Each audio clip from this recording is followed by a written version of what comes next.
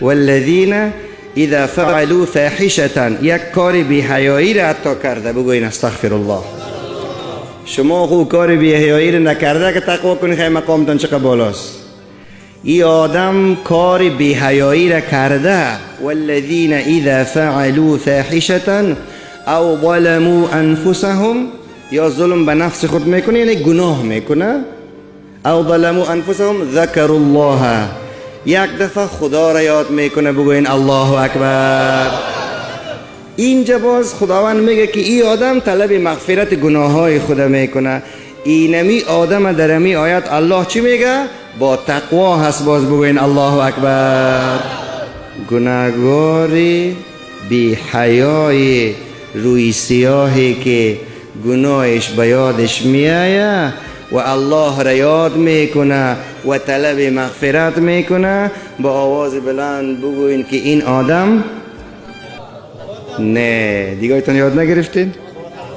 اما گیتون بگوین این آدم کدام آدم؟ اونمو که دین روز شراب میخورد ولی توبه کرده. بگوین الله اکبر. ولی شما مردم عجیب هستین، خوب گوش کنین، عجیب هستین یا نیستین؟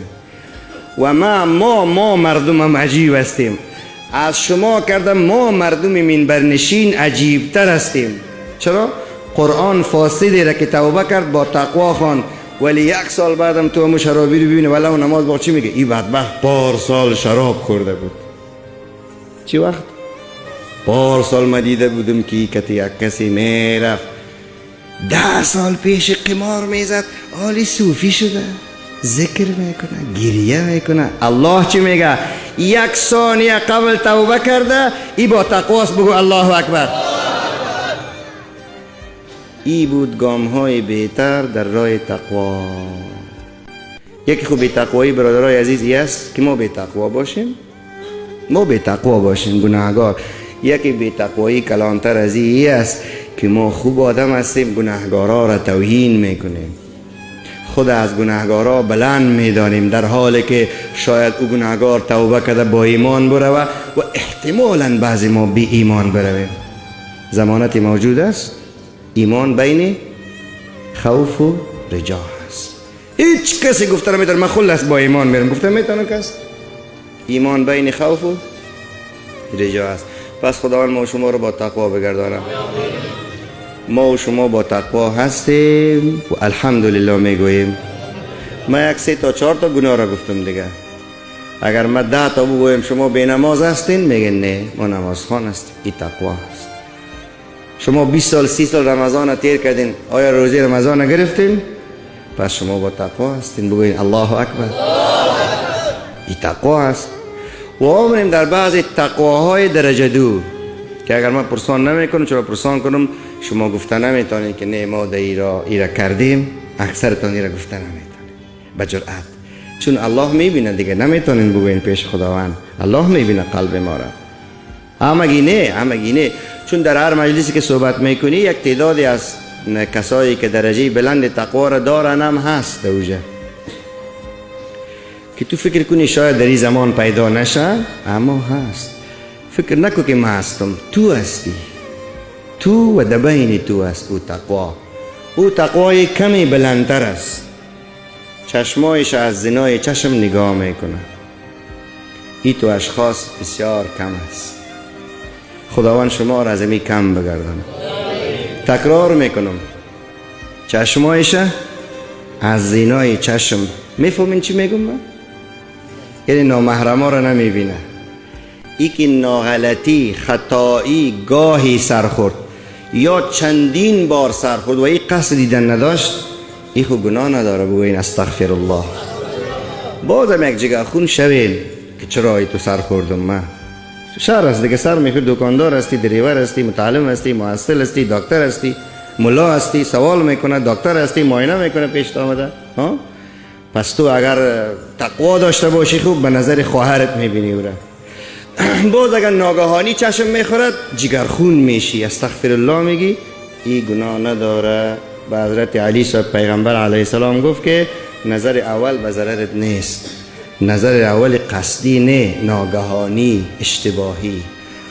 این تقوای چشم اینی قسم تقوا رو امروز ما و شما سرش گپ میزنیم. تقوای زبان. ما نمازخوان داریم، اکثرتون نمازخوان هستین، ببین الحمدلله، روزگیر هستین، دیندار هستین، شرابی، زناکار، لوتی، قمارباز، دزد، اختطافچی، سودخور، از این چیزا نیستین شما، الحمدلله. بگویم شاید دباین که از خدا نورم توفیق بته، او هم برادر ماست، اینما المؤمنون اخوتون. ولی آمدیم در بخش دوم کمی پسمان هستیم. حتی کسایی که چشمشان نگاه کرده میتانن، زبانشان نگاه کرده نمیتانن. زبان خطرناکتر از چشم است.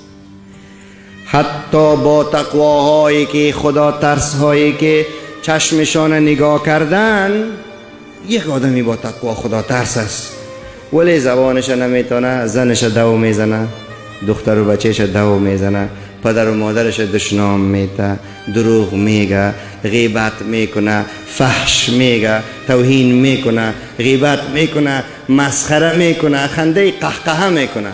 اینا گناه است، توسط زبان است، توسط دهن است. امروز ما اینی را میگیم که گام بهتر در راه تقوا. ما نمازخوان هستیم، ما بگوین الله اکبر. نمازخوان خوب با تقوا هست، ولی این را میگیم امروز که نمازت آهسته بخوان. گامی بیشتر نه، قدم بالاتر، درجی بالاتری که نمازت بسیار آهسته بخوان. صحیح است انشالله. تقوای بهتر ای که نماز میخوانیم با جماعت بخوانیم بهتر شده. صحیح است. نماز میخوانیم سنت هایش بخوانیم بهتر شده. بعضی های غیر حنفی ها هستن که هیچ سنت نمیخوانن، سنت هیچ نمیخوانن، ای نفل است، ای نفل است، ای نفل است. تقوا ندارن.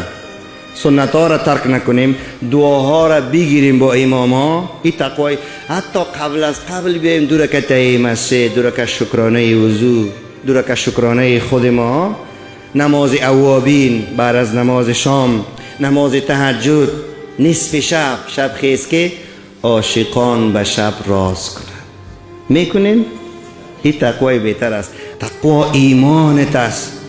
تقوا روز قیامت به تو پل میشه، از پل صراط میگذرانی. تقوا روز محشر برات شخص میشه، دستت میگیره به دیدار الله میرسه.